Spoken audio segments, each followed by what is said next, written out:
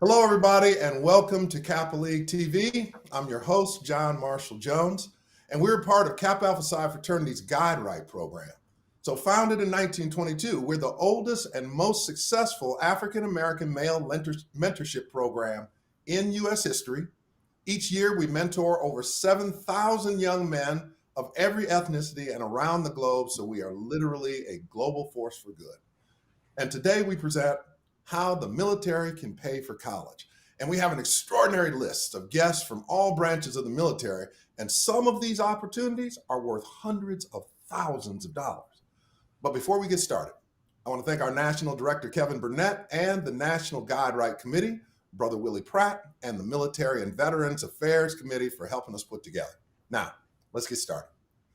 So we have a really distinguished panel, and I want to start. We're going to go around the horn here.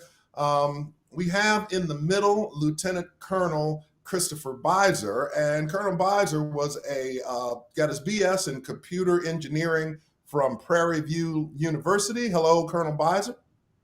Hey, how you doing? All right, all right.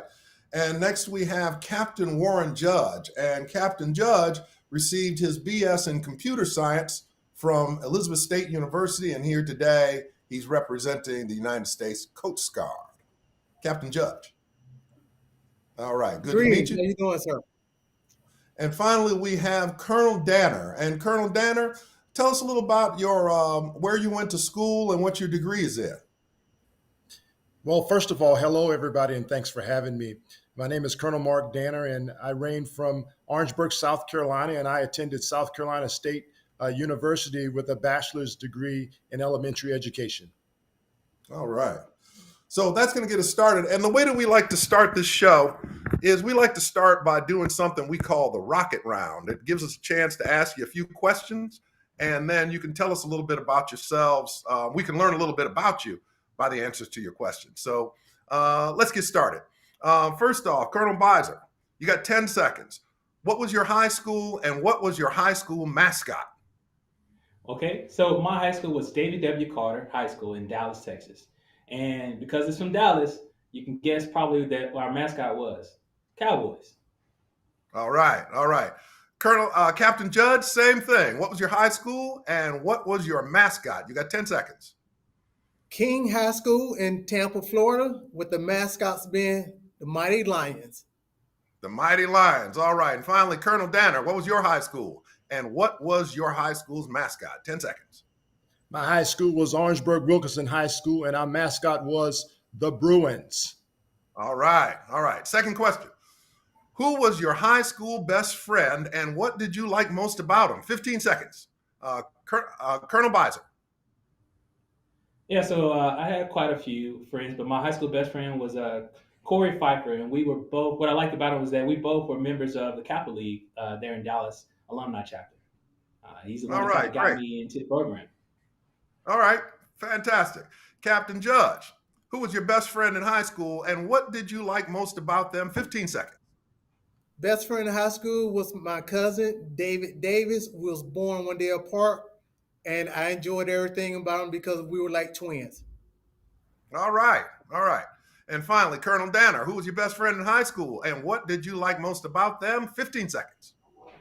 My best friend in high school was a young man named Andrew Hughini III. Many may know him by his father, who was the president of Alabama A&M, Andrew Hughini Jr.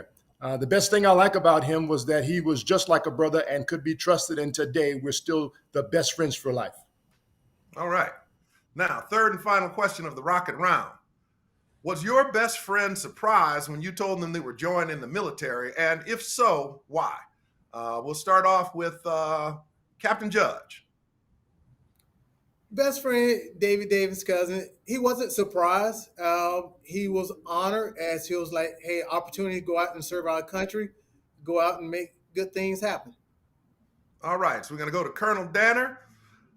Who was your were your best friend in high school surprised that you were joining the military? And if so, why? 30 seconds. My best friend, Andrew Hughini III, was not surprised when I joined the military, quite frankly, because he and I were in the Cub Scouts and Boy Scouts, and then I was in junior ROTC all the way through high school. And so when I decided to join the military after college, he was not at all surprised. Wow. All right.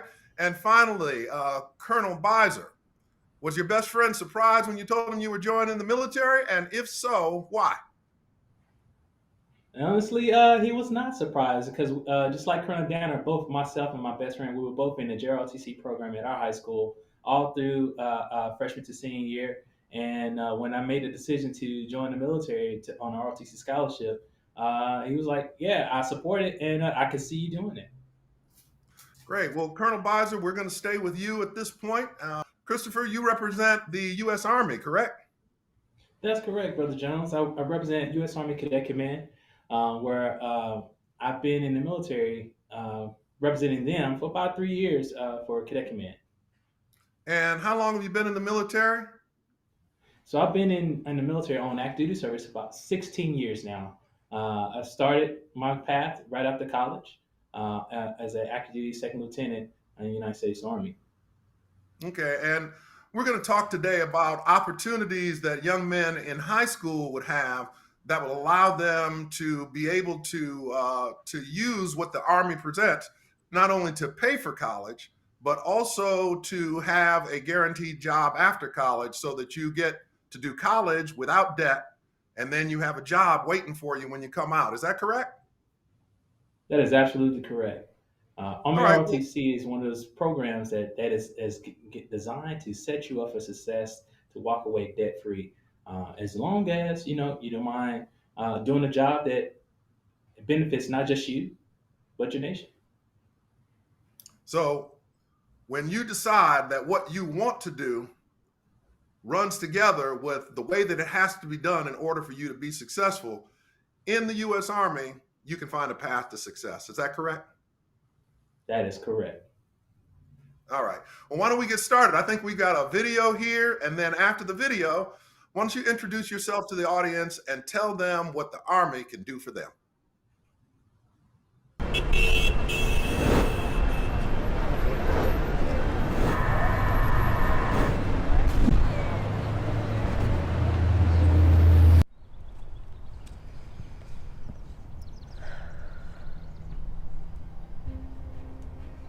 I'm a cadet in the United States Army ROTC.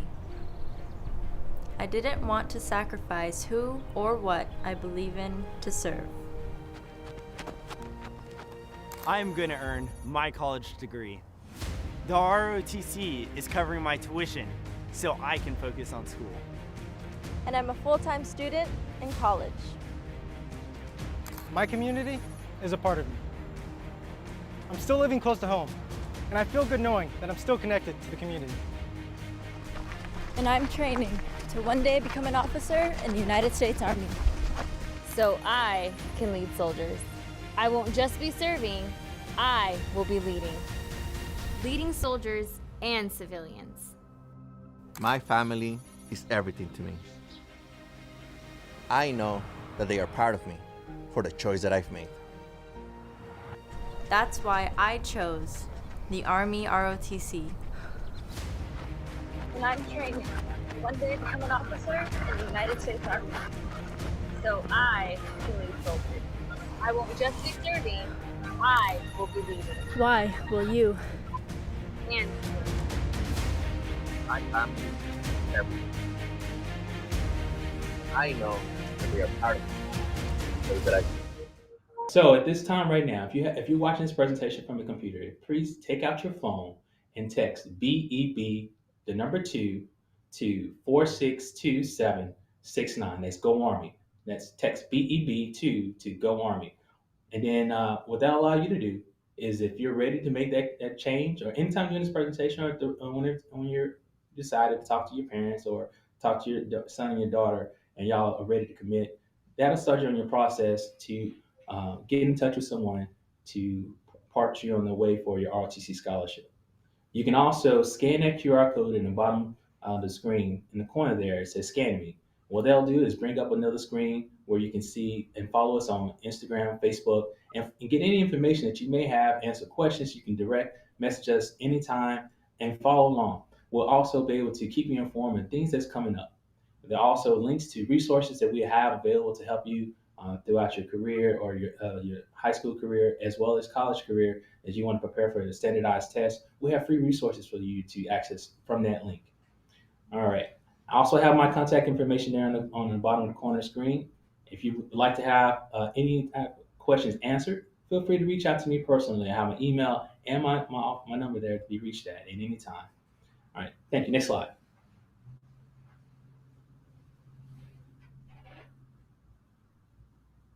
All right. So what is Army ROTC?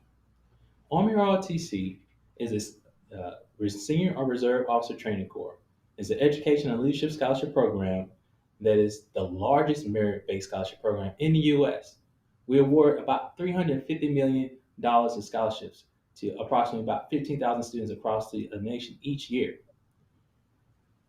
The universities across the states that we have that have ROTC are about 1,000 college universities. So that's pretty good number of universities that representation that have an ROTC program. The scholarship covers full tuition at any public or private institution across the nation. That ranges from Harvard, MIT, UCLA, USC, any HBCU. We have about over 150 HBCUs that have ROTC program. Prairie View University, Morehouse, FAMU, Howard, Tuskegee. The thing is about this program is for you. And it doesn't matter where you want to go and pursue a college degree, we'll support you on that journey. Now, if you may have heard early in the presentation and when we talked, myself and Colonel Danner, we both were members of JROTC program in high school. You may have a JROTC program at your high school right now, but guess what? Being in JROTC is not a prerequisite for you to receive a senior Army ROTC scholarship or to even enroll in ROTC at the university.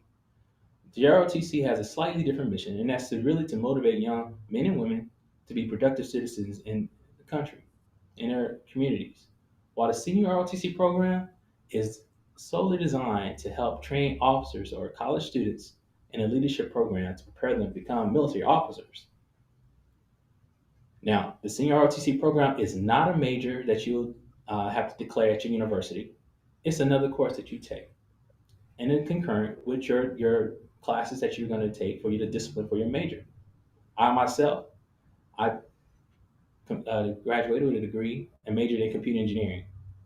I took classes at Prairie View with ROTC part-time. I was able to do and manage a normal college career or lifestyle at Prairie View University, where I was the university mascot for 2 years in conjunction with doing ROTC. I had plenty of classmates that were also professional college athletes and would also enroll in ROTC. So if that's something you want to pursue, that is something you can manage, and we support you in that. Because what we're looking for are student athletes. And we're going to move now to Colonel Danner, who is also representing the Army, but talking about a different part of the experience. Colonel Danner, why don't you tell us a little bit about who you are, how you got started with the Army? Sure. So thank you first for having us on today. Just a little bit about me. I think I mentioned I went to Orangeburg-Wilkinson High School, right in my hometown in the city of Orangeburg. Well, I really want to say something special to the folks that are watching, because many of you may be in high school, I think. And so that's a critical piece, because you're at an inroad where you're trying to make a decision on what am I to do next, whether it's to go to college, or is it for me to join the military, or maybe it's that other special gift that you have, or maybe it's to go to technical school, or to learn a trade. And so there are a number of things that you're thinking about, but not only that, there are, for many of you, special skills that you have, whether it's basketball or football, and you're looking to go to college and earn a scholarship that way. Or maybe you sing, you're in the choir, or you run track. And so there are a number of things that you're doing from a co-curricular perspective. So as a high school student, I was not only in Air Force Junior ROTC, but I was a basketball player and I ran track. But as I finished up high school, I really didn't have a full scholarship to go anywhere. So for me, I hit a school called Hard Knocks, where I started out in my hometown. I was not able to get a scholarship and go anywhere. So I started out in South Carolina State, but I had to acquire some money. So I started working a couple of jobs. And so I started out in school paying for everything out of my pocket. And then in the first year, I joined ROTC at South Carolina State University. And that was something that changed my life. And in my second year, I ran into a wall because I realized that I would not be able to pay for my car and insurance and paying for books and tuition. And so as I was going to class one day, I met a young captain. His name is Captain Emery. And he asked me the question, Danner, why are you not back in my ROTC program? And I simply answered him by telling him that I didn't have any money. And here's the deal. That changed my life because I went on to basic camp, and the Army not only paid 2 years, but they paid an additional year, which is 3 years total for me to finish my degree. And I became an Army officer in 1996. And so the rest is history. I serve today as a military police officer by trade, and I serve at United States Army, a recruiting command where I am now the chief of staff. I say all that to say that we all that are on the net today, along with you, will continue to have to make distinct and unique choices. And I want to wish you well as you think about that today. So what I'd like to do is go through just a couple of slides to kind of share some things with you. I've been able to serve this year, will make 26 years in the United States Army. Well, since I've been in the Army, a number of critical things have happened for me that are vital and important in my life. If you look up at the left screen here, top left, this is my wife and my son and myself right after I was promoted to Lieutenant Colonel, right back at South Carolina State University. To your right, you see the late General Colin Powell that I've met on a couple of occasions and had the honor to not only meet him, but to learn so much from him. And then I want to go down to the bottom right, which is my son, who recently started his career path in the United States Army. He's currently serving at Fort Leonard Wood and getting ready to graduate from AIT. And so let me talk about this slide just a little bit more. So a number of things have happened in my Army career that I want to kind of pay homage to today. I've had the opportunity to meet a lot of people in the Army, travel extensively. I met my wife in the Army after my third year of serving at Fort Stewart, Georgia. And so not only have I met influential people, I've met some key leaders in our Army, but here's the deal. All of those things have made a difference in my life. My young son decided to join the Army right here while he was stationed here at Fort Knox, where we live in Louisville, Kentucky. Let me share this with you. He spent a couple of years in college. He departed from Virginia Commonwealth University during COVID, because you know we're in that right now. And so he decided to join the Army. And you know, here's a couple of things I tell you, because my son said he would never join the Army. Today, he says that this is one of the best decisions that he's ever made. And many of you may feel like that today. You may say, hey, I don't think I'll join the Army or the Navy or the Coast Guard or the Marines or, the Navy. But you're at a junction where you need to think about this, and I'm so glad you're on. And so here's what I would offer you. Here is the time where you have to decide on your purpose and direction. And many of you have goals today or dreams or both.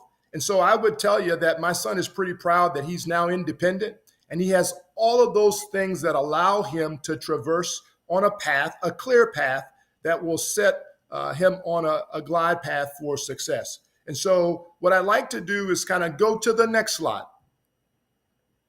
So here's what I call a menu of options. What the United States Army has is over 150 available career opportunities. So what does that mean? Many of us today, when I was your age, I didn't quite know what I wanted to do. What I will tell you is when I had the opportunity to decide, I received my number one choice for the Army, which was to be a military police officer. And so whether it's military police or becoming an engineer or a military police dog handler, or to serve in the medical service or in intelligence. Maybe somebody today is thinking about being a microbiologist or a chaplain or being a part of special forces. Or maybe somebody today is considering becoming an animal care specialist or cybersecurity.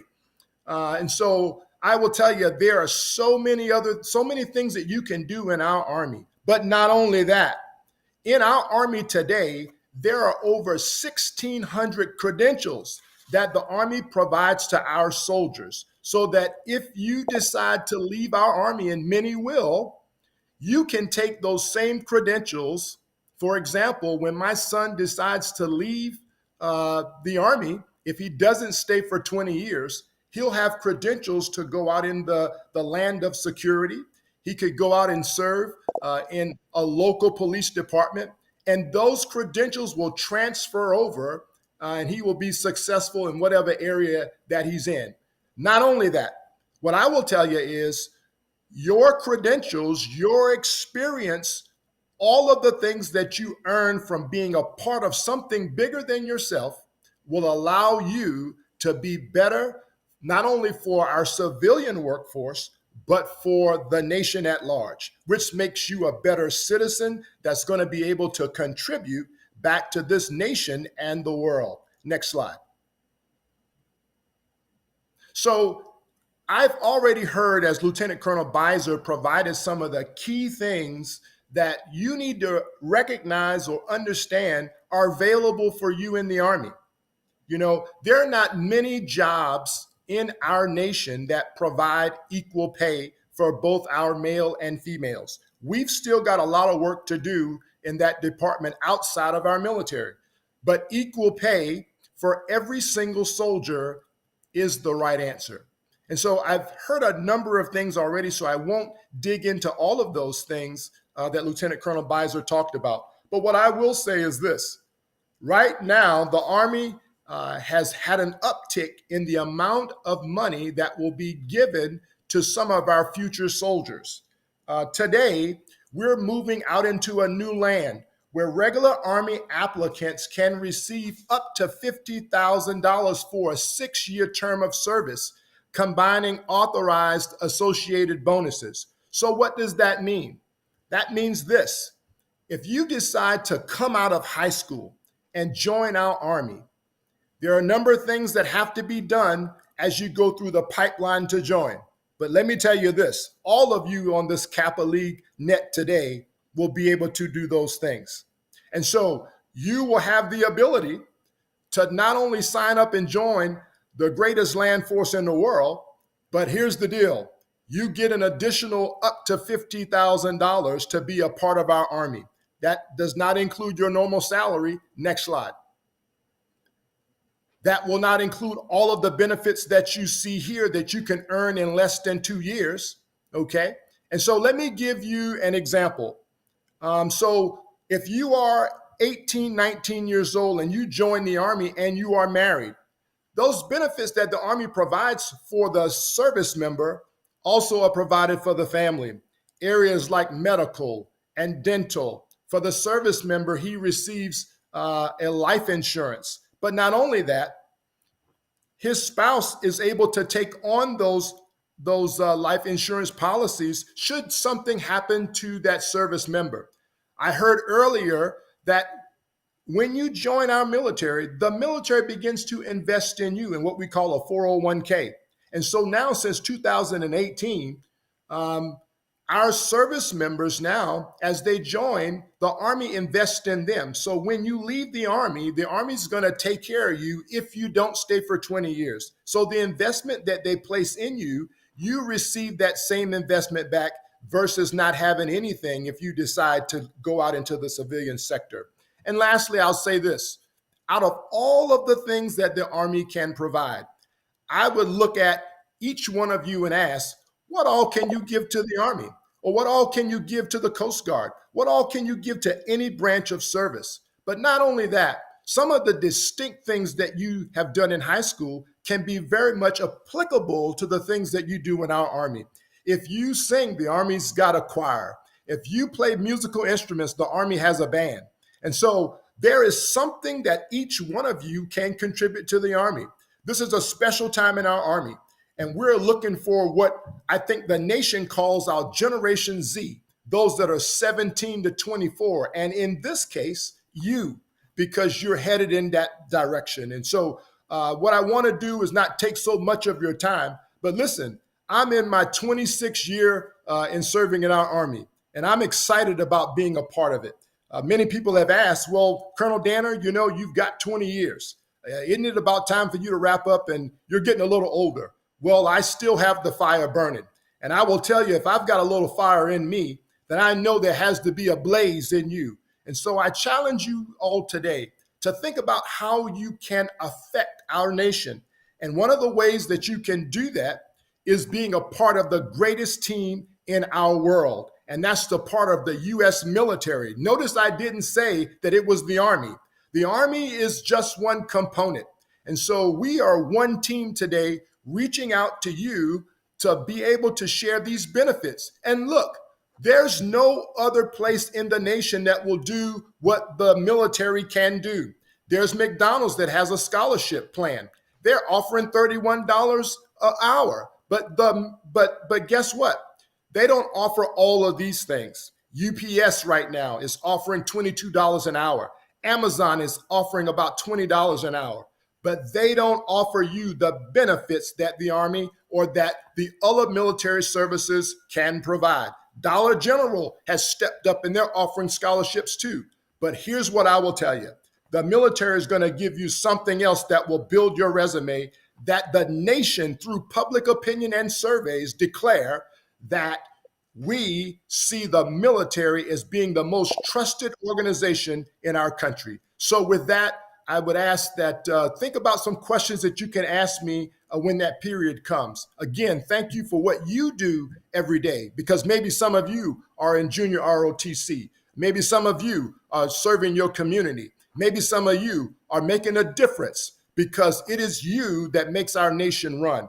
This is our best generation that we have in our country. And we believe because of you and the decisions that you make, our nation and our world will be safer, it will be better, it will be smarter, and it will be brighter. So thanks today for taking some time out with this old colonel. God bless you all. Colonel Danner, thank you so much. That was an awesome presentation. And for everybody who's watching this, Colonel Danner is now going to move over into the chat at kapaleague.tv. And if you have any questions at all that you need clarification on, or any information that you want to get, Colonel Danner is going to be in our chat to go ahead and answer those questions. Colonel Danner, thank you very much. And now we'd like to move on to Captain Warren Judge, who is a representative of the U.S. Coast Guard. Captain Judge, how are you this morning? Captain Greetings, Judge. everything's going well. Excited about being here and getting the opportunity to speak to our young Kappa Leaguers. All right, this is great. Captain Judge and I met probably 3 years ago at the Eastern Province Kappa League Conference, and it was an incredible event. And Captain Judge started telling me about some of the opportunities that the Coast Guard can actually provide for young men that are in their teenage years. And it just got me really excited. In fact, what I'd like to do, Captain Judge, I'd like to show a quick video. Then after that, let you introduce yourself to the people and tell them what the Coast Guard can do for them. Yes, sir. My name is Perry Sears. I'm a third-year flight education major from Silver Spring, Maryland, and I am a C-SPY student attending Hampton University. I learned about the C-SPY program during my senior year in high school while I was applying for colleges. I had actually received my acceptance letter to the Naval Academy, but during that time I also heard about the C-SPY program through a student that was currently a student at Delaware State University. The benefits definitely outweighed the costs, as I was able to hear that not only would I get my tuitions and fees paid for, but I also get my flight training paid for if I became a flight education major at one of these colleges. And that definitely made the ultimate decision to make my acceptance to Hampton University. Other benefits of the C-SPY program are you get to have a lot of operational experience during your first couple of years in school. You will be considered as an active duty member of the military, receiving full military benefits, healthcare, and salary as an E3. And you get to only do 4 hours a week of working in the office. You don't have to be doing so much competitively each week. You get to be more flexible with your schedule and focus more on your major in school. The career path I'm looking to follow is going aviation. I would really prefer to go towards fixed wing aviation if it's at all possible. And I'm definitely looking to do a lot of search and rescue operations, drug interdiction, and doing a lot to help save people's lives and following through the mission to the Coast Guard. Something I would tell another student about this program and why I would feel like it would be beneficial to them is that it's the military's best known secret, as it offers a lot that a lot of ROTC programs and a lot of other direct commission programs do not offer, and it gives you a lot of that operational experience early on that sets you up greatly for your career in the military. All right. Well, greetings, Brothers Jones. Would like to say thank you very much for having me on board to speak to you about the United States Coast Guard and say hello to the Kappa Leaguers.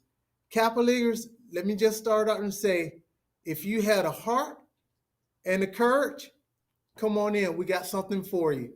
And just being transparent, I didn't necessarily go the same path as all the others. I fell out of college. I went to college first, University of Florida, and then trying to find my way. I wasn't focused. I wasn't necessarily mature like I needed to be. And going back home wasn't an option for me.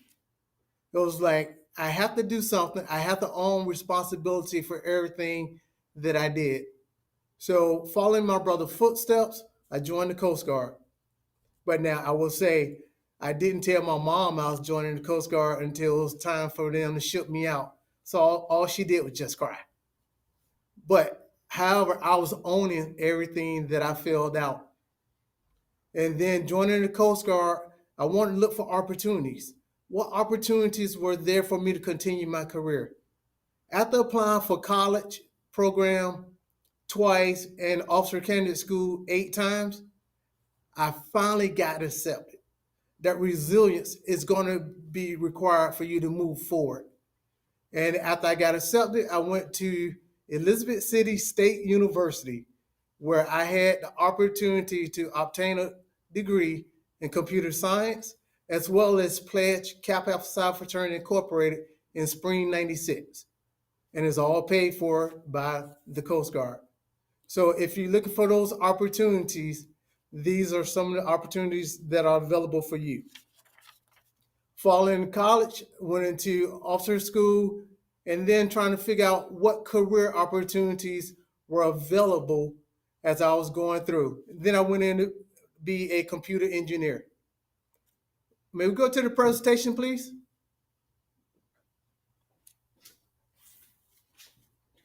All right. GoCoastGuard.com is where you can find all the information. Once again, I'm going to say GoCoastGuard.com. Next slide, please. All right. What is C-SPI? C-SPI is the College Student Pre-Commissioning Initiative. That's where if you go into a historical Black college and university, you can apply to get into C-SPI for your sophomore year, and the Coast Guard will pick up your last 2 years of paying for your tuition, your fees, as well as give you up to $3,600 per month. Okay, yes, you heard it right. Up to $3,600 per month to go to school and maintain above a 2.5. If you're dedicated, if you're motivated, this is the program for you. Also, other opportunities is the C-SPI Student Loan Repayment Plan, which is known as the C-SPI SLRP, where the Coast Guard will pay a student who's already graduated with above a 3.0 GPA up to $60,000 to pay back the loans as they come to the Coast Guard for up to 4 years. So the Coast Guard will give you $60,000 to pay back the loan at $15,000 per year for 4 years. and you're getting up to $60,000. The next opportunity is if you're in OCS or if you're in a program and you're looking at going flying, you want to go to flight school. Well, we have the Wilkes Flight Initiative. That's an automatic bid into aviation school. And also, along with the other service academies, the Coast Guard has their Coast Guard Academy in New London, Connecticut. Now, some of the general requirements, next slide, please. Some of the general requirements are the ages between 19 and 27. You have to be a U.S. citizen. And you also have to maintain above a 2.5 GPA. But now, after you graduate, these are some of the opportunities in the officer world that you can go to. The specialties go from aviation to naval engineering, finances.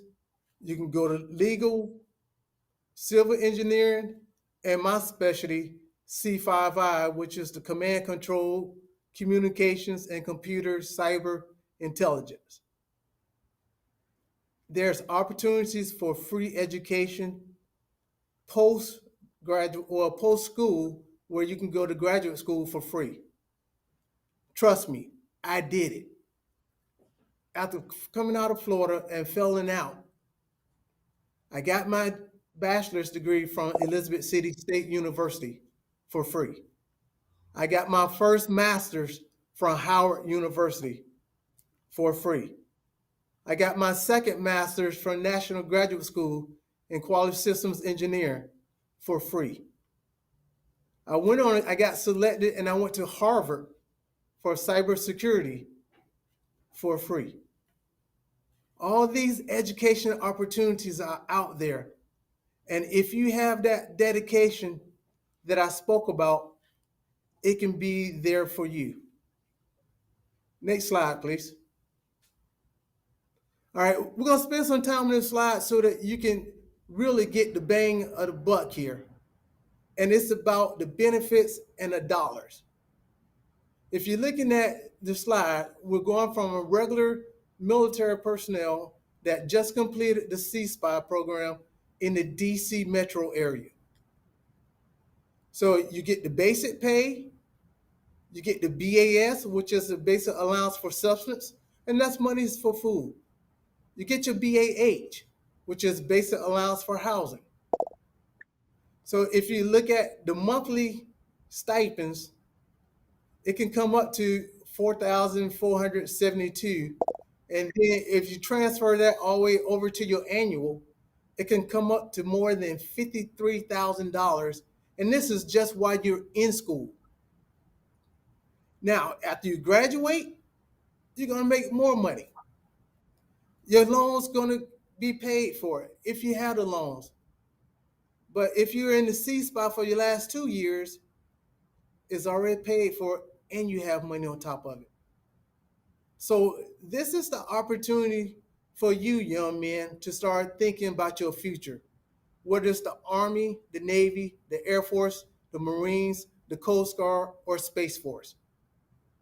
The opportunity is now for you to get on board. There's many websites out there, but gocoastguard.com is the one I would definitely drive you to. Next slide, please. Team Coast Guard. If you want to be part of this Team Coast Guard, where you have that honor, respect, and devotion to duty, I give you my solemn pledge right now, you will have a 06 at your beck and call. You can reach out to me. I have other 06s that I can also put you in contact with, but we are here for you. We're not going to let you get on this journey by yourself. We're going to bring you on board, and we're going to make sure you're mentored and you're doing the right things. But that honor, that respect, that devotion to duty is going to be in here. You have to bring it with your heart, and you have to have the courage to want to do more. Next slide, please. All right, young man. I'm going to give you this quick story. I had opportunity to travel to a lot of different places throughout my young 36-year career in the United States Coast Guard. One other thing I'd also like to mention is that I was stationed in Mobile, Alabama, where I served as a member on the Kappa League team under Dr. Carl Cunningham Jr. Dr. Cunningham has a program down there in Mobile with the Kappa Leaguers that's like no other. He gets it. And he's spreading that wealth out to all the other young men. And so this, what I'm about to tell you, it could be you, but you have to have it right here. Throughout all my opportunities in the Coast Guard, one of the unique opportunities I had, I got selected to go to the White House Communications Agency as the only Coast Guard person, where I traveled worldwide with our President of the United States, known as POTUS 44, President Barack Obama, and his family and his executive staff. I can't tell you how much I learned from that. You wouldn't even believe some of the stories. On the top left, you will see me in Moscow, downtown Moscow, Russia. I had the opportunity to go to President Putin's house. I was doing communications there. Who would think joining the military, they can have these opportunities? But if you live your dreams higher, you can go higher. To the right, you'll see everywhere I traveled, I took my teams and we did group workouts. You'll see we were in Beverly Hills in LA after we had just did a workout.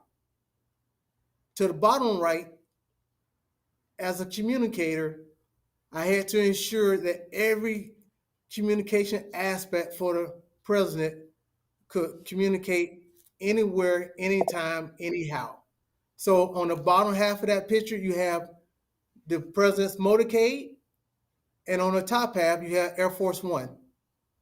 I had the unique opportunity of having my own seat on Air Force One. I was seat number 26. But right there in the middle, I was with President Barack Obama, and we was in Martha's Vineyard, and we had to do a quick media. He had to speak to all the governors coming up on the East Coast. They called on you. You have to be ready when the opportunity presents itself. If you don't know, ask. We are here for you. After serving my 3 years at the White House Communications Agency, I was able to obtain this Coast Guard President's Badge. Now, less than 0.5% of individuals in the military obtain a president or a vice president badge. But you don't do this by yourself. You have others that will help you. You have others that you can chat with. You have others that are mentor. I will say right now, I have a group that we call the Think Tank. You have two of us that graduated from HBCUs in North Carolina, myself from Elizabeth City State University, and Captain LaShawn Hanna, who's also a frat brother, from Johnson C. Smith. The South Carolina side, we have Tank Schuler, who's a Q, but he's still cool. He's still good, who graduated from South Carolina State University, and Eric Jones, Captain Eric Jones, who is a frat brother, who also graduated from South Carolina State University. And this think tank, we bring ideas to where we help each other. Eric Jones went to MIT for free. LaShawn Hanna is in Stanford right now for free. Tank Schuler was an aviator, got out and flying for FedEx. Got all his aviation information paid for by the U.S. Coast Guard. This, my young men, is achievable. If you're ready for it, if you have that heart, you got to have it here. It's going to come, You got to think on you got to be ready. But when you're ready, you will know it. Don't feel like you have to be correct 100% of the times. As a new officer, as you're going through, we know you're going to make mistakes. But you need to have that mentor that you can reach out to who can help guide you. Or either have those peers, have that think tank. I use that think tank. Eric, LaShawn, and Tank, we are on the phone, we're texting, we're calling constantly. So, my young Kappa Leaguers, if you want an opportunity, if you have heart, if you got courage, and you have that honor, respect, and devotion to duty, woo! Come on in and see me in the United States Coast Guard. We got you. All right, thank you so much. This is a great presentation. Everybody, if you have any questions about what Captain Judge just presented, what they're offering here in the military is an opportunity to come out with zero, but you get the same quality of education. Is that right, Captain Judge? Yes, sir. That is absolutely correct. So as Brother Jones mentioned, going through, you can be debt-free. Coming out, we got you a job. You will enter and get a job that matters, and you will be part of the action. On an average day, the Coast Guard gets roughly $9 million of drugs out on the open seas and keep them from going into our communities. So, hey, as I mentioned, that job matters. You are in the action. And if you want to see it, you can Google Coast Guard stopping a submarine, and you will see where the Coast Guard person was jumped on the submarine and was knocking on the hatches to get the individuals to stop. You can be part of this. So listen, from this point, Captain Judge is going to go over to kapaleague.tv. He's going to join the chat. If you have any questions, you can come over there. We also have Lieutenant Colonel Beiser and Colonel Danner. I want to thank all of you for being a part of this presentation.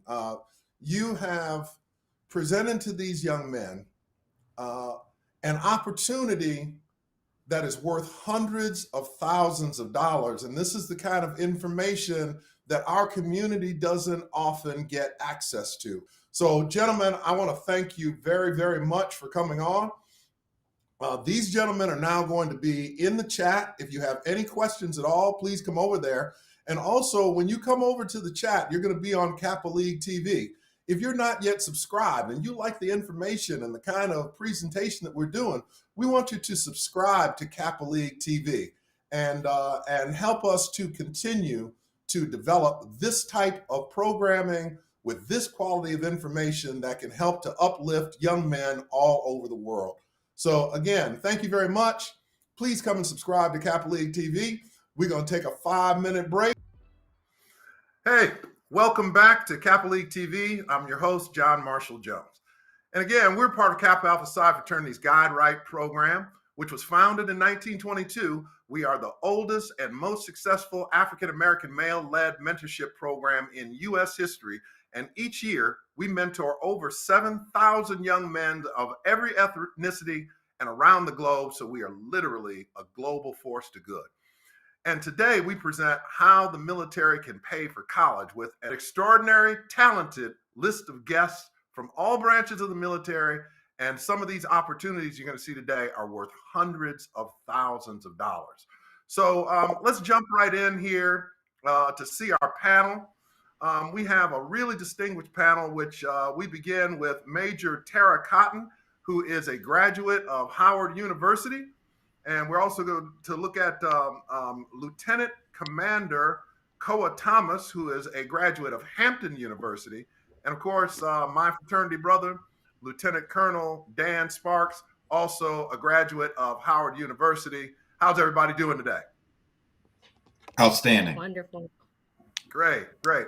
Well, listen, we like to start with a lightning round. We call this the rocket round, where we're going to ask you some questions where you give us some quick answers. You only got 10 or 15 seconds, but it's going to tell us a little bit about who you are. You guys ready? Let's do it. Ready. All right. So, Major Cotton, what high school did you go to, and what was your high school mascot? You got 10 seconds. I went to Pasco Shan High School, and we were the Pirates. Okay. What city was that in? Pasco Shan, Mississippi. Pasco Shan, Mississippi. Sound like a town with one road and one stoplight and one stop sign. So I'm glad you made it out here. Good. Come out here and hang with us. Lieutenant Commander Thomas, what was your high school and what was your mascot? 10 seconds. My high school was Friendly High School in Fort Washington, Maryland, which is about 20 minutes outside of DC. And our mascot was the Patriots. All right. Colonel Sparks, what was your high school and what was your high school mascot? 10 seconds. I went to West Catholic Boys High School in Philadelphia, and our mascot was the Birds. All right. All right. So now, second question. Commander Thomas, who was your best friend in high school, and what did you like most about them? 15 seconds. So my best friend in high school was Dola. She's actually still one of my best friends today. She was actually one of my bridesmaids in my wedding last year. I liked most about her. We had similar personalities. We both liked to laugh. We both liked music. We were in the band together. And like I said, we're still lifelong friends. All right. And Major Cotton, who was your high school best friend and what did you like most about him? My high school best friend was Jaleesa. We're actually still best friends today. Best thing about her was probably getting to wear the same shoe size since we had similar taste in sneakers. So that and playing basketball. All right, so let's go on to our third and final question. Colonel Sparks, your best friend, were they surprised when you told them you were joining the military? And if so, why? 30 seconds.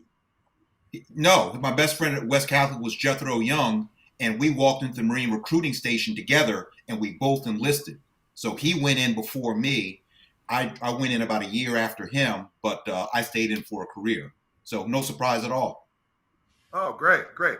Commander Thomas, your best friend was Jaleesa. Was Jaleesa surprised when you joined the military? And if so, why? Dola was surprised because I did not have I guess it wasn't a thought, right? So I had family history of military service, but I was kind of a high school student that did a lot of different things. I was a cheerleader, I ran track, I was on a step team. So military necessarily wasn't what I always thought about doing. But when the opportunity arose for a scholarship, I couldn't say no. There you go. There you go. So Major Cotton, I guess your best friend was Jaleesa. And was she surprised when you told her you were joining the military? And if so, why? Yeah, actually she was surprised because I was already in college when I decided to join ROTC. And I didn't necessarily need the money up front. So I think she was surprised saying, why did you go to college and then turn around and join the military? But at the time, we didn't know what it would mean to earn a commission. So. Okay, well, I guess we can get right into our presentations. And I would ask you, Major Cotton, just to follow up, you were already in college. Why did you decide to join the military? Well, I miss being a part of the team. I went to college in South Carolina. I wish that I had gone to Howard University. I teach there now, and I love it. So we're a bit of a party school down in South Carolina. So I was doing probably a lot of the not great stuff, right? Trying to stay out of trouble. I was looking for a team to be a part of, and I found ROTC, and I realized who I wanted to be and what I wanted to be a part of. Oh, that's awesome. Well, I've been looking over some of the stuff, and the United States Air Force really has a great ROTC program, and they offer a lot. Why don't we start with a video, and then you can introduce yourself to the audience and let them know what the Air Force can do for them. Absolutely. Some of you may be wondering, why are you waking up at 5 a.m.? Why are you studying harder than your peers in college? Why are you standing in front of the mirror turning right and left? Why are you doing this? There's not one reason: education, job, or lifestyle. It doesn't matter to someone you pass in the halls, but it should matter to you. It matters to us. In your first days at this det, you learn our motto: strength through diversity, building a legacy. Our circumstances are unique, but this detachment, our detachment, is unique. We have a legacy. We're as old as the Air Force, formed in 1947, in a time where men and women of color were being openly oppressed. Our wingmen were breaking ceilings, literally. Many Tuskegee Airmen got their start here. We've had generals, commanders, Thunderbirds, and a vice chief of staff. We're the most diverse detachment in the country, with cadets from every state, of every race, ethnicity, religion, and creed. We don't even all go to the same university, but we are all on the same team. It takes a certain type of person willing to be a cadet. We're the same as our peers, but fundamentally different. We understand that there's a bigger picture, and we're willing to serve. You will be tested. It will be hard. You may think about quitting. Don't. Push. No matter how tired, preoccupied, or demotivated you are, push. Push for yourself, your family, for those who came before, for us. AS 100s and 200s, you are that legacy. In 3 or 4 years' time, you'll look back and know why you did it, why it was worth it, why you stayed, and what you learned. And you'll pass it on.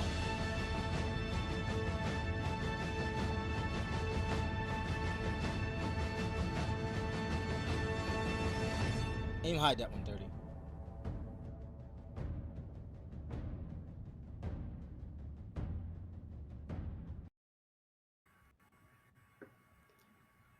So I'm Major Cotton. I love that video. That's actually a video that our cadets produced at Air Force ROTC at Howard University.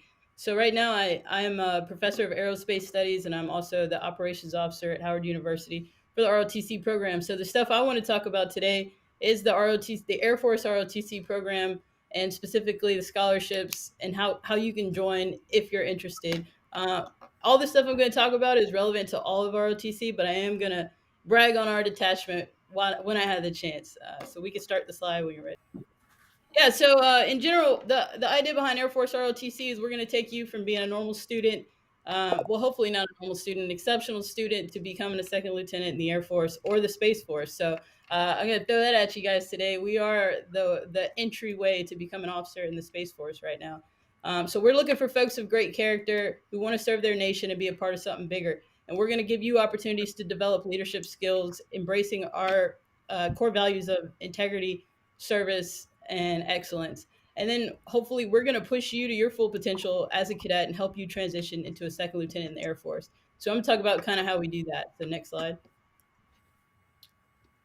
So as a high school student, you're looking at about a 4-year program, right? The first 2 years of the program, we're teaching you about the Air Force and the Space Force, teaching you what we do and how we do it and why we're the best. And in that second year, you're starting to compete. You're deciding, hey, is this something I really want to do with my life? We're helping you look at careers. We're helping you meet folks and network and decide, is this what I want to do? If so, and you're selected to do so, you'll go forward. And after the most fun you'll ever have, and that you'll never want to have again, in about 2 weeks down in Maxwell, Alabama, you'll come back to us as a member of the Professional Officer Corps, at which point we'll contract you, and you'll start to be a leader in our program and help develop the folks who came before you. So next slide. So what does it look like when you're a cadet in our program? Ultimately, you're going to have to do PT twice a week. You're going to go to an aerospace class where it's an academic class. It'll help you towards your degree plan. And you'll go to leadership lab, which is your hands-on training. That's where you're doing leadership projects and you're doing the practical military training. You're getting to speak to folks from all over the country who come down to help groom you and grow you and answer those questions, network for you, and mentor you. Next slide.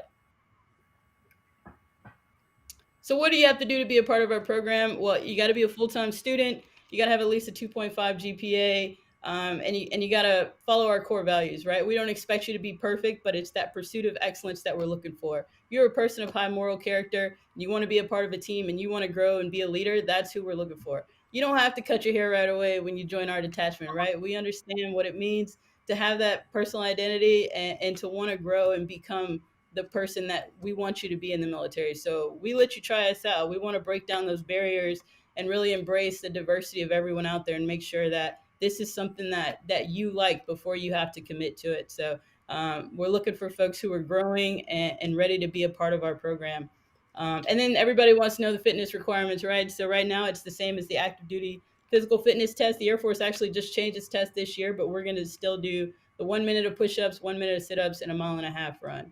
So, and you'll get plenty of opportunities to get really great at that because, hey, guess what? Our program comes with a little bit of extra personal training at least once a week. So that's what we like to say.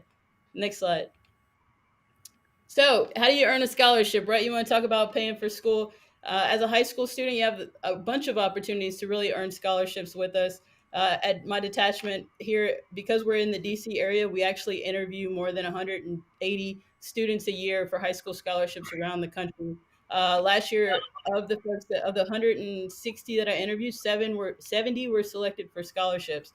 So that interview process is so huge. So that's really what I want to talk to you about.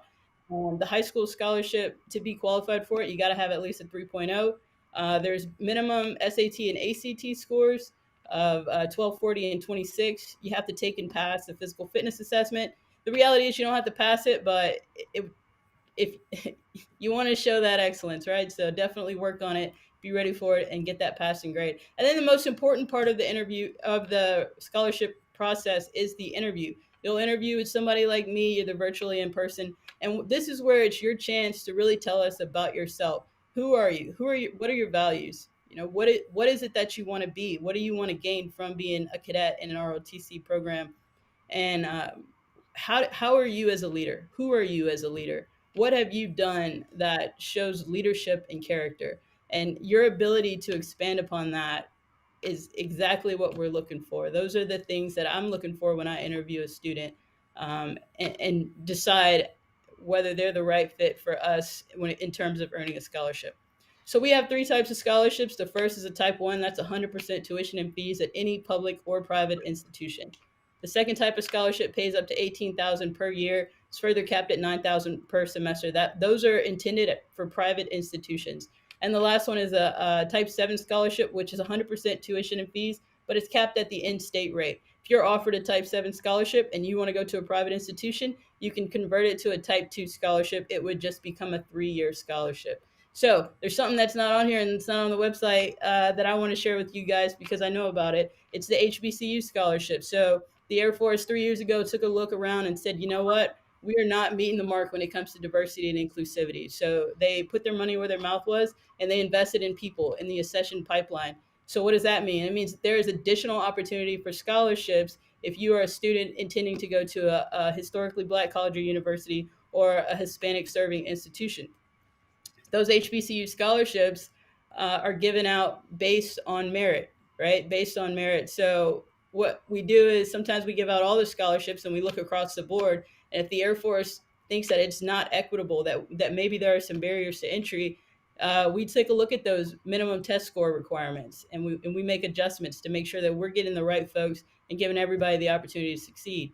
Another great opportunity, if you're a JROTC student out there, if your high school has a junior ROTC program, doesn't have to be Air Force, is what we call the J100 Leadership Scholarship. That scholarship is given out if you've been in a JROTC program for 2 years, and that is 100% tuition and fees plus room and board. So that's a huge, huge scholarship opportunity that's out there. You need a nomination from your JROTC commander. And honestly, that pool is small because that's new. That is one way that we are reaching out to really get great talent into our Air Force. So that is a great opportunity to get your school completely paid for. All of our scholarships come with a cadet stipend. It's about $350 a month, and it grows to be $500 a month while you're in the program. And it also comes with $450 per semester to help you pay for books.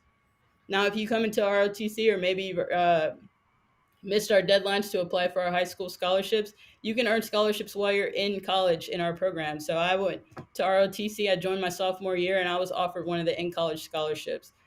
So all you have to do is be in ROTC for a semester, try it out. Hey, and if this is what you like, if you decide that you love this and you want to pursue this, then we'll offer you a scholarship to stay in the program. At that point, the scholarships are more so based on your performance so far in the program, your GPA, and your physical fitness assessment. And for that scholarship, you don't have to apply. We compete you automatically. So at my detachment, I think I had about 15 eligible students for scholarships last semester, and we were able to put 8 of them on scholarship. The majority being the HBCU scholarship, since we have such a high talent pool here at Howard University, and just outstanding students. And the Air Force is looking for that diversity and that ability to lead groups of diverse people. Next slide. So what does it mean if you get a scholarship? What do you owe us? We've already talked about it. You have to do physical training. You got to be in our aerospace class. You got to participate in Lead Lab. You got to attend that field training. But what about the military service obligations? Oh my gosh, I want to go off. I want to be a senator. I want to be a doctor. I want to go be an astronaut. You can do all those things, right? In fact, we want you to go off and do all those things. But the mandatory requirements once you accept our scholarship and contract with us is that if you enter a non-flying career field, you're going to serve at least 4 years in the Air Force. If you are a combat systems operator, so think about a navigator or a remotely pilot aircraft, or an air battle manager, which is a super cool career field that is about coordinating the battle space in the sky. Those are 6 years. And if you're going to be a pilot, it's 10 years, right? Hey, we're not going to spend 5-6 years to train you to be a pilot and then let you run off and do it in the civilian world. So that's kind of the obligation and commitment that you'll have if you accept one of our scholarships and contract with us. Next slide. Yeah, so why join the Air Force or Space Force, right? This is going to be the same for across the services. Your pay is always going to be the same, but as an officer in the military, it's a competitive pay. It's not just you're not going to be struggling, right? We like to let the lieutenants know when they graduate in DC so they can compare with their friends and their peers. You'll be starting out at about $73,000, of which about $30,000 that's not even taxable, right? So huge benefits for after school, huge benefits while you're in our program. You can travel abroad, you can study abroad, you can be a part of the organizations. Our last cadet wing commander was actually the president of her sorority on campus as well. So we have our students play sports. We want them to be athletes. We want them to be friends. We want them to be active in their community, because you're going to take all of that skill, all of that value, and you're going to bring it to the Air Force or the Space Force, and make our service better. And you're going to be the leaders who take over in my place. So that's what I had for the total presentation today. Okay. Major Cotton, thank you so much. This is a great presentation. And one of the things that I want to keep circling back on is that the opportunity to be able to complete college without debt and move right into a paying position actually sets you up financially to move forward on a quicker path than people who have developed $100,000, $150,000 worth of debt. So this is a tremendous opportunity. And what we're going to do, Major Cotton is going to jump over into the chat at this point. And if you have any questions about the Air Force ROTC, Major Cotton will be there to answer your questions for you. Again, Major Cotton, thank you so much. What a great presentation. We're going to move over now to Lieutenant Commander Koa Thomas. Commander Thomas, how are you today? I am doing wonderful. Happy to be here. Oh, great, great, great. Well, we're happy to have you. And also, the Navy really presents some incredible opportunities for both young men and young women. And there's also what I'm seeing is a large HBCU kind of connection between our military and opportunities to get college paid for and move you right into a career afterwards. So why don't we throw on a video, and after that, come in and introduce yourself and let the people know what the Navy can do for them. Sounds good. I wanted to see other people, get some other perspectives, see what else was out there.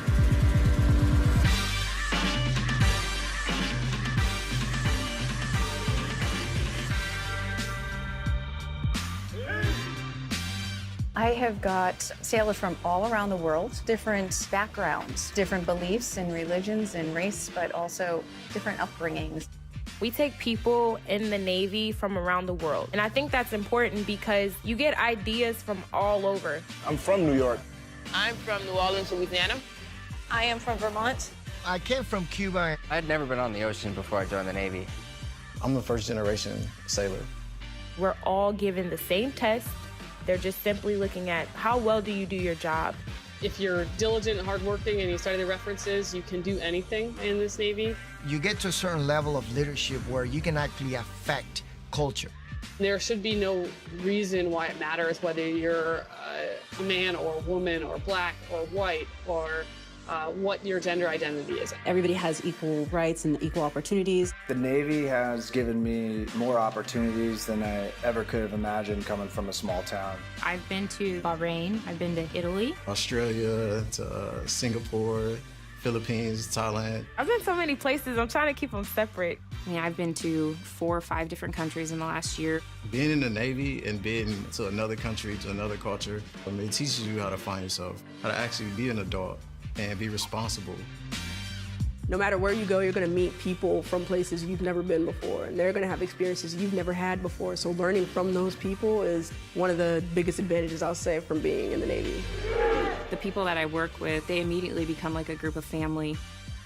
Anytime you've got a team that's able to get something complex accomplished, right? Do something hard together and do it well, that builds morale. You can't learn this level of teamwork or hardship or flexibility anywhere else. You will not find an organization or a business in the world with the diversity that the Navy has, or more importantly, a business that uses its diversity the way the Navy does to win wars.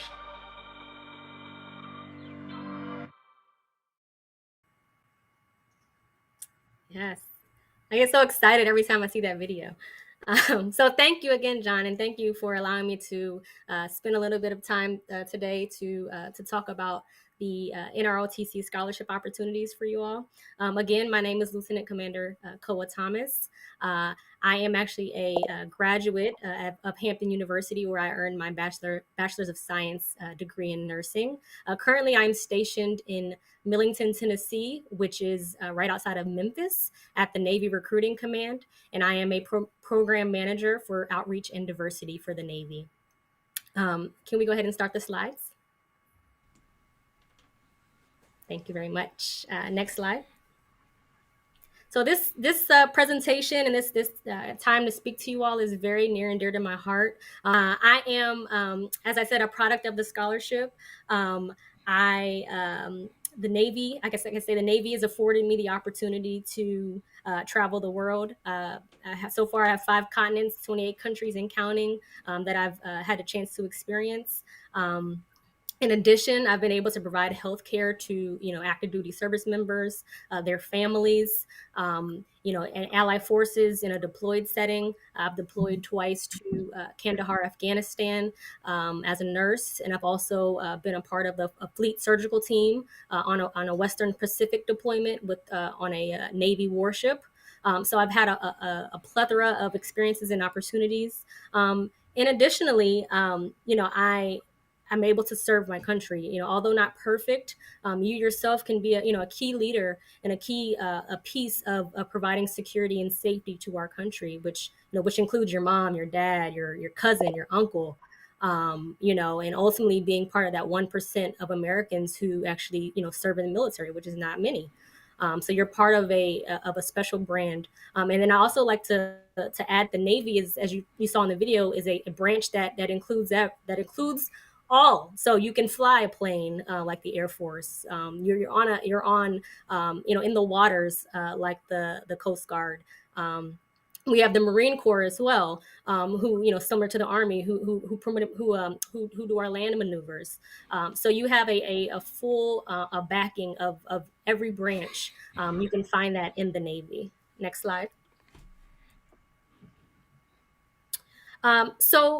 So yes, to secure your future, I challenge you to find another corporation or another company that offers as many opportunities as the Navy. So when this presentation is complete, just search, do a Google search and see where else you can find more than 130 fields of opportunity for you for whatever of your interests. Of course, I'm in healthcare, but there are so many opportunities that you can grow and thrive in the Navy. And again, I challenge you to find another company that can have that for you. Next slide. So belonging to something bigger. As you will progress through the NROTC program or the Naval Reserve Officer Training Corps program, you will essentially be applying your junior year of high school. So the application opens on the 1st of April of every year. And that allows you time to complete the application.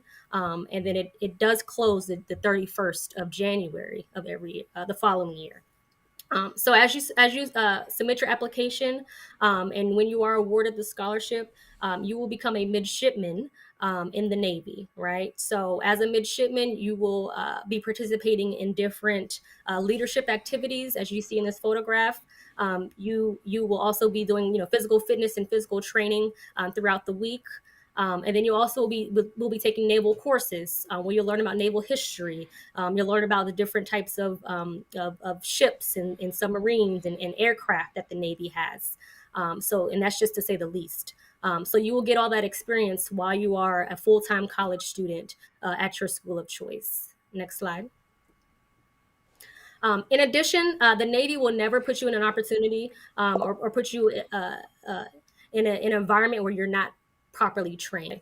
So the summer between your sophomore and your junior year, you will be given 2 opportunities to spend about a month, whether you're on a Navy ship or a submarine or an aircraft, whichever is your interest. You will be working and training side by side with active duty officers and sailors or enlisted during your summer training. Next slide. So what do you get? I think it's inevitable that you will get a full-time job. You will get a guaranteed job when you graduate college. You might have heard some horror stories about maybe you've heard of someone getting their degree, graduating from college, not being able to find a job after they graduate. They may work at Burger King or something while they're looking for jobs. You will not have that experience because you will as soon as you graduate, you will commission into the Navy as an ensign. You will have a competitive entry level salary. Our salary is not a secret. You can definitely Google the military pay scale, and you can see what you will be making depending on where you're stationed, what part of the country you're stationed. But your salary will be competitive compared to your peers. We've already obviously talked about unlimited travel opportunities. You immediately will have high level leadership and managerial opportunities. So say you don't complete a 20-year career, say you don't retire, you do your commitment and you decide to get out of the military. You already are a step above your peers because you have a resume that shows your leadership opportunities, that shows that you are able to lead and manage a team. So that is going to be, like I said, you're going to be a step ahead of the competitors that you are applying against. In addition, something that you might not be thinking about now, but is very important, is your health care. That is all free, right? So your medical, your dental care, as an active duty service member, that is free. And once if you decide to stay in and you marry and you have a family, that's free for your family as well. And then last but not least, vacation. We all need time to unplug and take some time off to see the world on your own. Every year you get 30 days of paid vacation guaranteed to you. Next slide. All right, so scholarship benefits. So you see there up to $200,000 to cover the cost of your degree. What does that mean? That means that say you apply to a school that has an ROTC program, for example, Yale. Yale has Navy ROTC there. Yale's tuition is about $63,000 a year. So the Navy will be covering that tuition 100%. So that is zero coming out of your pocket, right? So then that's for any school. So any school that has an NROTC program, your tuition, it will be 100% paid for. In addition, you will receive a monthly allowance. It starts at $250 a month and increases $50 each year. And that money is for you to do what you please. That is your money to spend how you like. You can, go to the movies, grab something to eat, save. I'm a fan of savings. Definitely have some financial responsibility there, but that is your money to spend or save how you choose. So in addition to, again, your tuition, books, fees, room and board covered, you again also have that monthly stipend. Next slide. Alrighty, so we're getting to the meat and potatoes of the presentation here. So your scholarship requirements. So what we're going to do is we're going to discuss 4 different opportunities that the Navy has, 4 different NROTC scholarships that the Navy has, and I'm going to be sliding through a couple slides here, so please bear with me. But the first scholarship that I wanted to discuss was our immediate scholarship reservation, or ISR. So this is going to be for our top tier high school students who perform exceptionally well on their ACT or their SAT. And what, as the title of the name of the scholarship, what it says, that it is an immediate scholarship, meaning it is a guaranteed scholarship. So this opportunity is not as available as our other scholarship options, because again, this is our top tier students. So if that is you, if you have a ACT score of 54 or higher combined, with your math being a minimum of 26 and your English a minimum of 22, with your SAT, or if you take the SAT, if your score is a 1230 or higher, with your math a minimum of 600 and your English and writing a minimum of 550, you are eligible for the immediate scholarship. Meaning that you're not necessarily competing at a board, but you are guaranteed a scholarship because you have shown, your academic excellence in high school. In addition to the standardized test requirements, you will also need to be top 20% of your class. So a caveat for that: so say your high school doesn't have class rankings, or you maybe you're not quite 20%, but you do have the SAT or ACT score. That is something that is waiverable, that, at the time of your application process, you'd be working with your coordinator to work with your counselor to submit a letter of exclusion. Okay. So that's the first option.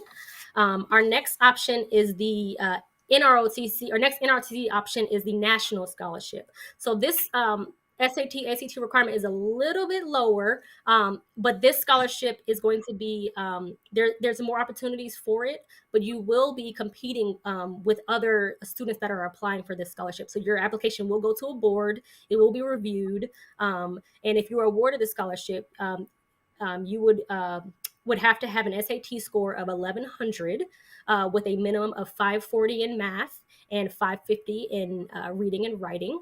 And if you take the ACT, your score would need to be at least a 44 combined, with your math being a minimum of 21 and English a minimum of 22. And lastly, in addition to your SAT or ACT, your GPA will need to be at least a 2.75. With at least a 2.0, or you should be excelling in your Algebra 2 or any equivalent course in math as well in high school.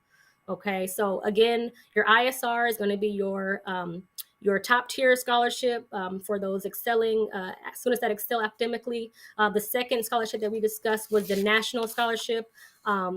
Still top tier, but a little bit lower requirement for the SAT and ACT scores. And then our last NRC, well, not the last ones, I have 2 more. But the third one, can we scroll to the slide that says minority serving institution?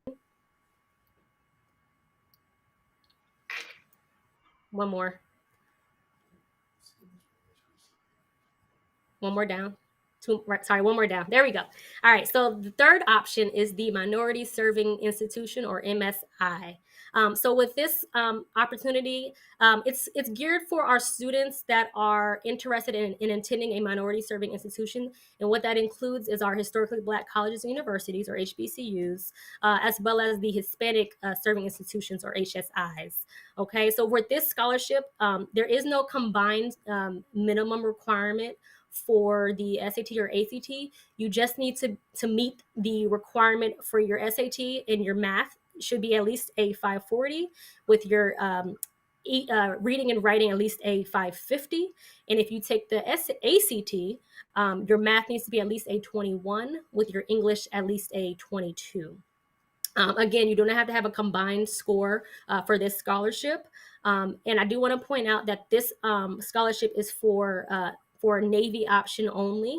The national scholarship was available to Navy option, Marine Corps option, or nurse option, but the minority serving institution scholarship is available for Navy option only. So some in the audience may not be aware, but the Navy and the Marine Corps, similar to the Air Force's Space Force and Air Force, the Navy and the Marine Corps work in tandem. And so if you're applying to the Marine Corps, that is going to be through the NROTC scholarship as well. All right. Sorry, we're going to scroll back up. Do you mind scrolling up to the slide that says degree? Yep, right there, degree requirements. All righty. So I wanted to kind of culminate those three options by saying this: there is no service commitment until after the first year of college. What does that mean? That means you say you're awarded any of those three options for your scholarship from the Navy, right? You are accepted into the school of your choice. You're working through the program. You're a freshman in college, and you start to realize, maybe this is not for me. Maybe the Navy is not what I want to do.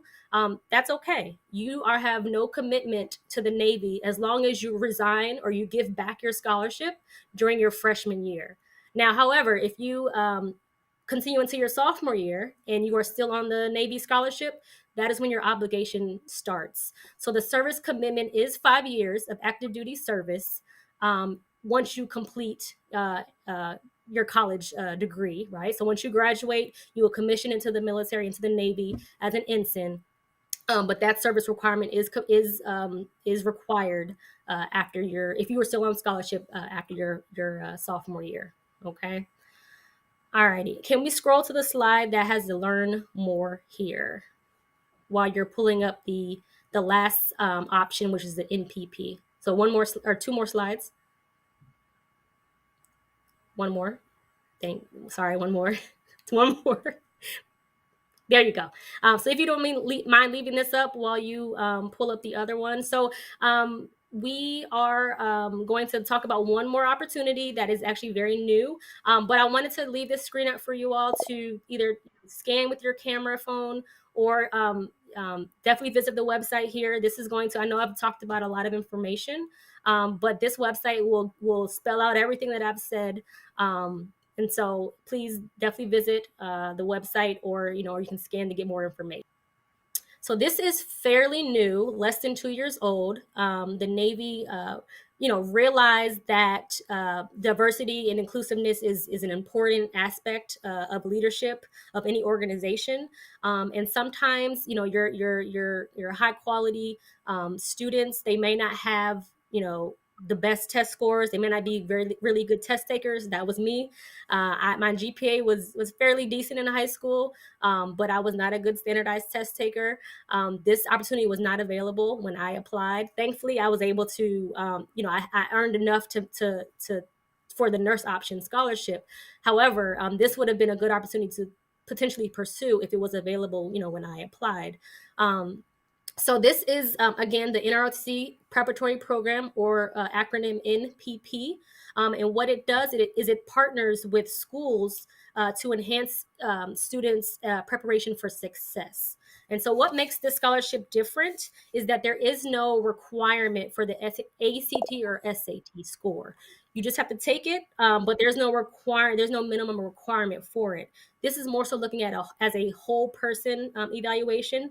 So the Navy is going to, seek an individual who has demonstrated leadership, integrity, character, but they might not have the standardized test score, or their high school that they attended may not have had those advanced courses that set them up for greater success.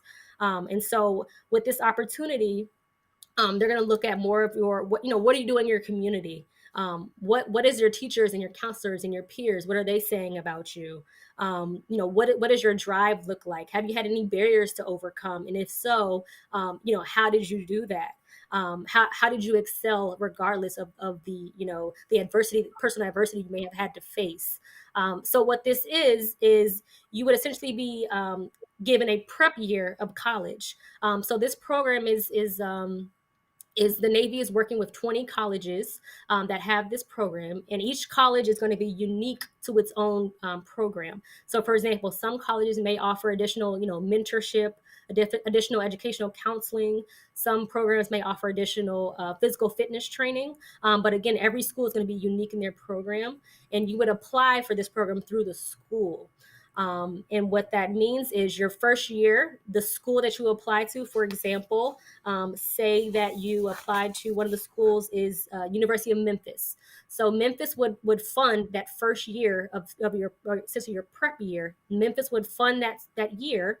And once you excel and you do well in your courses, the Navy would then award you an ROTC scholarship for the additional 4 years. So it will be a 5-year program. So you'd be in college for 5 years. But again, that first year is your prep year, and that first year is not coming out of your pocket because you would have applied to the school, been accepted to the school, and the school will be covering that first year.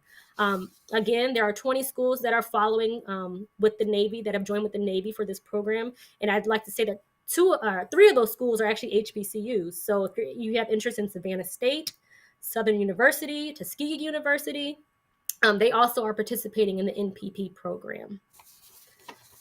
So I know I gave a lot of information. I wanted to just, like I said, I'm really excited. I've been in the Navy, and being a product of this scholarship, I just want to make sure that the information is shared in our community, and there's opportunities out there for you. There's money out there for you. Let's take advantage of it.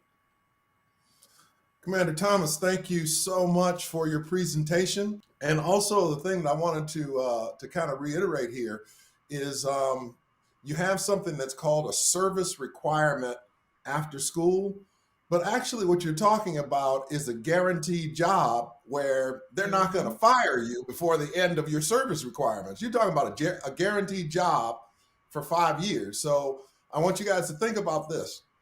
If you have a job guarantee for 5 years and it averages $50,000 a year, what you actually have is a $250,000 contract. Exactly. And like you said, with little to no debt after you graduate. So of that $250K, you're pocketing that because you're not having to pay for loans and, other obligations. That's all money that you can, start to build your nest egg for your savings. Man, that's a beautiful thing. So if you're thinking about starting a family at some point, you're not starting in debt, you're starting with a contract. And that's a really important part. So listen, Commander Thomas, thank you so much. And Commander Thomas is now going to move over to the chat on kappaleague.tv. And if you have any questions at all, Major Cotton is still in the chat. Commander Thomas is going to be in the chat. Jump over in the chat and find out what some of this information is. And also, we're going to be restreaming this on Kappa League TV. So if you missed anything, you want to come back and see it, the restreams will be up tomorrow. And part of how we make sure this information stays both current and accessible. And of course, you can hit the subscribe button on Kappa League TV while you're there. So we're going to move over now to Lieutenant Colonel Dan Sparks, my fraternity brother representing the U.S. Marine. Yo, Brother Sparks, how are you today? I'm fantastic. How you doing there, JJ? I'm doing great. Thank you. We've seen a lot of really exciting opportunities, and I understand that the Marine Corps has some exciting opportunities as well. Do we have a video for you that starts us off?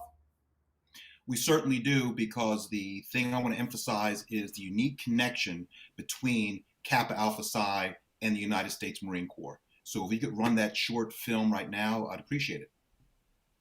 Let's take a shot.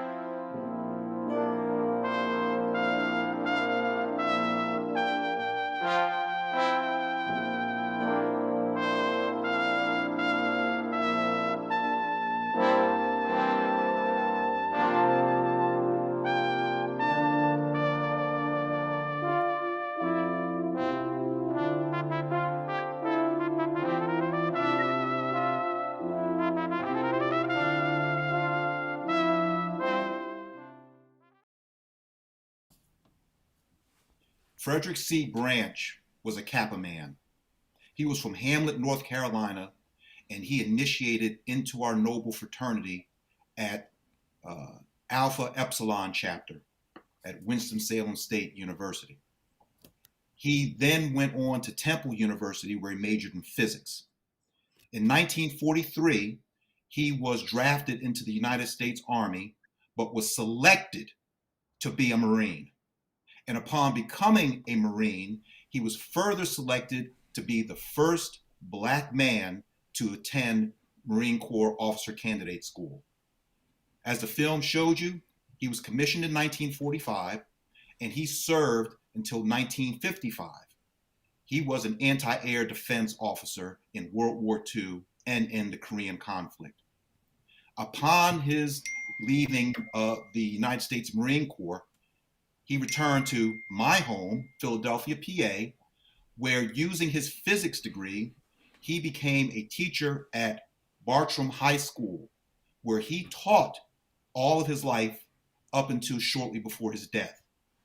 He is currently interred at the Quantico National Cemetery in a place of honor. He came into my Marine Corps a Kappa man, a man of letters, and went to combat. All of my other peers who have spoken to you today have talked about the amazing opportunities for you all to pay for college. All of that money comes from the Department of Defense and has various flavors. And I'm not going to necessarily go over that. What I have to explain to you all is that the Marine Corps, as mandated by Congress in 2015, we are America's force in readiness. We must be the most prepared when the nation is least prepared. Every Marine, be it male or female, is first and foremost a rifleman. We must be the edge of the sword. When the president picks up the phone and dials 911, the Marine Corps answers that call. And as such, my Marine Corps is not for everyone, which is fine. We are the smallest, we are the most elite, and we are the ones who have to carry an undue burden when it comes to combat in the 21st century. Now, that said, if we could go to the next slide. Next slide, please. Now, we are part of the Department of the Navy, hence NROTC, Navy Reserve Officers Training Corps. That said, the pots of money and the requirements are essentially the same for Army, Navy, and Air Force. I personally went through Officer Candidate School. I was at Howard University. I enlisted in 1987 into the reserves, and upon graduating from Howard University, I went to Officer Candidate School and was commissioned as second lieutenant in 1995. I wear my Kappa blazer now instead of my uniform because after 32 years of honorable service, I retired in 2019. Next slide, please. Now, I bring up Frederick Branch because a few years ago, in order to attract the best and most fully qualified Black candidates to become officers in the Marine Corps Recruiting Command set up the Frederick C. Branch Scholarship, which is targeted specifically to Navy ROTC units at HBCUs or at schools that are in what's called an HBCU consortium. I went to Howard University where we have Army and Air Force ROTC. The Navy ROTC is across town at George Washington University. But since we are in that consortium, you can be a student at Howard University, be on a Navy ROTC scholarship, Marine Corps option. You would go across town to George Washington University for your classes. And if you see on the screen ahead of you, and right up there right now, we have the schools that participate in that. Next slide. We are extremely selective in the Marine Corps, and the bulk of we only commission maybe 2,500 lieutenants a year, the bulk of which come from ROTC. You must be able to meet the mental, moral, and physical requirements in order to be selected as an officer candidate in the Marine Corps. Very similar to the other branches of service. But since we are the smallest and since we are the most elite and selective, The competition is extremely, extremely tight. There are steps that you must take as a junior and senior in high school to position yourself, not just for the branch scholarship, but for all ROTC scholarships. You must be active in your school. You must have fantastic grades. You should be an athlete. You must show that you're a well-rounded person, because you as a high school senior will be competing with the best and the brightest of kids all over the country. There are kids competing right now to get those few slots. Now, although I did not go through ROTC, I can speak from personal experience because my son Dylan is a rising junior at Davidson College in Davidson, North Carolina. He has a 3-year Army ROTC scholarship.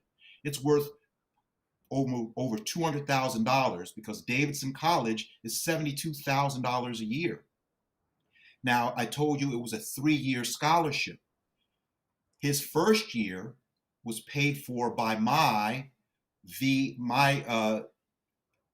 GI Bill benefits, post 9/11 GI Bill. Since I served in the armed forces, I have 48 months of college tuition and books and other allowances that I, as a serviceman, am entitled to. I could give it to my wife or I could give it to my children. And I gave that to both of my sons. It carried Dylan for his first year.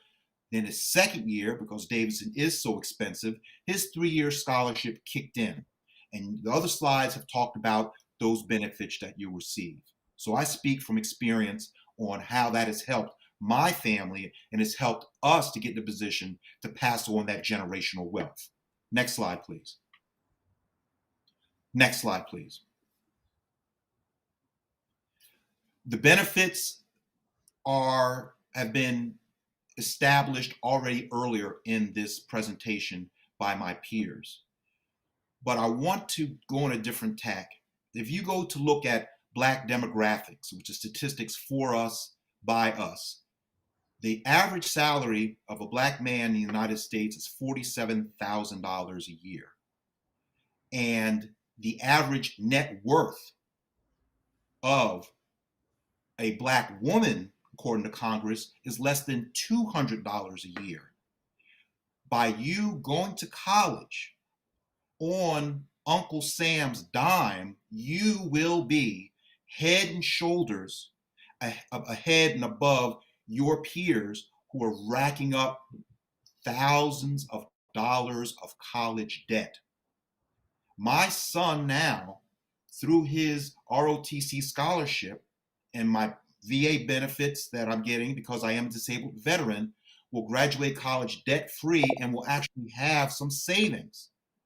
There is no other program in the United States where a student, no matter what high school you went to, no matter your SAT level, can go ahead and be economically secure. Next slide, please.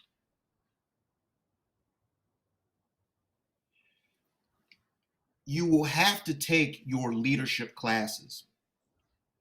Dylan takes a leadership class once a semester, and now as he's going into his junior year, he'll go off to camp, which will be his first introduction into real military life.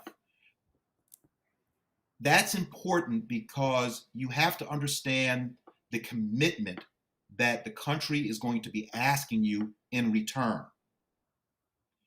The Marine Corps is the most lethal fighting force in the world.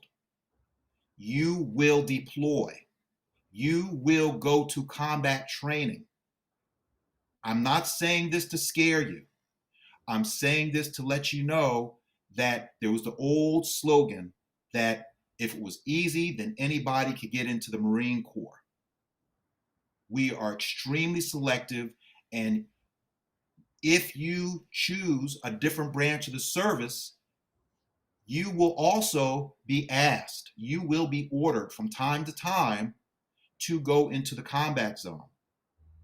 no matter what branch of service you're in, no matter what your military occupational specialty, you will have to deploy. My shipmates have gone to sea. My friends in the Army, Rangers lead the way. They have been to Afghanistan and Iraq. I have friends now in the Air Force who are on the continent of Africa right now. And although you may not deploy into combat, you will deploy to far off lands to do training with our allies. You will be expected to pack your things, follow your orders, and go overseas. I've been to a lot of amazing places, but I've been to a lot of hot and dusty places. I've been to Norway above the Arctic Circle, where I froze and I ate reindeer meat stew, training alongside our Norwegian counterparts. So from that, much is given, much is going to be asked of you. Napoleon Bonaparte once said, in the military, the moral is to the physical as is 3 to 1. That means the fighting spirit of a force is crucial to success in battle. You will be expected, Lieutenant, to, in your payback, you will have to go ahead and lead your soldiers, sailors, airmen, Coast Guardmen, and Marines to some austere places to do the job that the United States asks of you. Next slide, please. Next slide, please. As I said before, all of the other peers have spoken about these eligibility requirements. The thing about the branch scholarship is that you must have been accepted to an HBCU. Don't think you can game the system. Apply for the branch scholarship, get one of these very few rare branch scholarships, but then you take it to go to University of Southern California. That's not going to fly. You are actively taking away a spot from some other student who could go to Grambling, who could go to Tuskegee. So think very carefully when you apply. Next slide, please. There's the website there. Since we are part of the Navy, you go nrotc.navy.mil. But since we Marines aren't the sharpest tools in the box, just dial this number, 1-800-MARINES. And there'll be a friendly Marine who will answer that phone call and answer whatever questions you have and point you in the right direction. Once again, 1-800-MARINES. Next slide, please. There are boards. The earlier, in my experience, the earlier board that you apply to, the better your chances and the quicker a response you will get. As a senior, there's a board that goes in October, and then there is another board in December and another one, like I said, in February.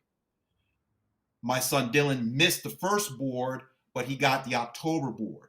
If he had been on the first board, he perhaps would have gotten a 4-year vice a 3-year scholarship because they fill up the slots. So stay in touch with your counselors. There's a lot of resources out there, but you have to be prepared. You have to plan. If you fail to plan, you plan to fail. It's not going to be easy to get this money and get these opportunities. So don't rely on your parents. Don't rely on your counselors to push you in that direction. Get online, pick up the pen, go ahead, write your essays, and answer the questions. Next slide, please. If there are no further questions, this concludes my portion of the brief. Thank you very much, and Semper Fidelis. Colonel Sparks, thank you. That was a great presentation. I wanted to ask you real quick, just as a follow-up, what are the boards and what do they do? So for all of the ROTC programs, students all over the country will submit their applications. And these applications are screened by boards of serving officers to pick out from who's going to get them. So, for instance, you would apply for your ROTC scholarship, and you would have a face-to-face interview. With the Marine Corps, we have what's called Officer Selection Officers, an OSO, OSO. This OSO will interview you and take you to run what's called a physical fitness test to see that you meet the minimum physical standards. That OSO will then sign off on your package. That package will go to the board. And the board, I don't know the exact makeup, maybe it's an odd number, 9 to 11 officers who review it. And they will, it's sort of like when you apply for colleges, the admissions team has to look at your qualifications. So these boards will go ahead to seek out the best and most fully qualified in order to give these very valuable scholarships to. And as an aside, going back talking about the unique bond that Kappa has with the Marine Corps, not only was Fred Branch, our Kappa man, the first Black Marine officer, but currently we have 6 Black generals in the Marine Corps. 2 of them are Kappa men, Lieutenant General Select Langley and Major General Brian Cavanaugh. And out of the 25 total Black generals who have been in the Marine Corps, 4 of them have been Kappa men. And the overwhelming majority of all those have gone to HBCUs. We haven't had any Black general officers in the Marine Corps who attended an Ivy League institution. The bulk came from HBCUs. So we recognize that in order to get the numbers of Black officers we want, that we must embrace and fund programs through the HBCUs. Wow, that's awesome. Listen, I wanted to ask you one more question too, because you've had a chance to have a career in the military, and you retired at a fairly young age. But still have to work. Is there a market for you after you retire from the military when you go out into the world? Most definitely. I'm on the other side. You have these other young colonels and lieutenant colonels who are still serving, and what you do is you call it as transition from active service to either you retire, or after your 6 years, after you're 10 years in, and you move into the civilian workforce. I was a lieutenant colonel in Okinawa, Japan in 2017, when I was a reserve officer drilling there, and I was making the transition. My first job was in Abu Dhabi, UAE. The company interviewed me, they hired me, and they gave me a plane ticket. I packed up all my gear from Camp Courtney in Okinawa, Japan, and I flew straight to Abu Dhabi, where I have worked for the past 4 years. And after my time in Abu Dhabi was completed, I put that information out on LinkedIn that Dan Sparks is transitioning, and my inbox was full. And I'm currently just started this week my job as a project manager with a firm called Blue Yonder, which is the world's largest supply chain software firm. So anyone, whether you do 3 years, 6 years, 10, or 32 years like me, you are in demand, because military folks are self-starters. We work hard, we show up on time, we come from good moral character, and we work hard. We want to prove ourselves every day. And I tell folks in the interview, I'm the dog that you have to pull back. You don't have to kick me in the tail and say, well, Dan, we need this project done. Can you handle this file? Can you do the TPS reports? I tell them, if you hire me, I'm going to keep going until you pull back on my leash to stop. That's just how we're wired as military folks. And the civilian workforce sees that, and they want us. They want us badly.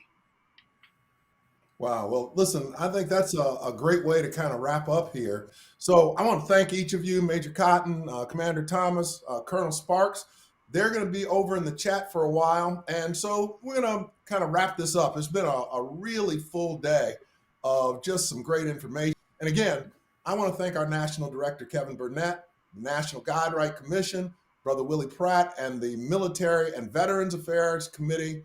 Also, all of our great presenters today. You guys represented your branches of the military with true distinction, and we appreciate it. Last and not least, I want to thank my fraternity brother and partner in crime, my producer, Troy Sleepy Floyd Johnson. Come on in, Troy, because without you, none of this would be possible. Can you talk to the people a little bit about what you're doing? Yeah. Thank you, JJ. It's a pleasure for me to be here collaborating with Kappa League TV. I have a YouTube show myself. It's called Bet Out of Debt. It airs Sunday mornings live at 8:15 a.m. So tomorrow, 8:15 a.m. We talk about financial things. I talk about best practices in investing, and I also bring guests on. All right. Well, we're going to wrap up this program for today.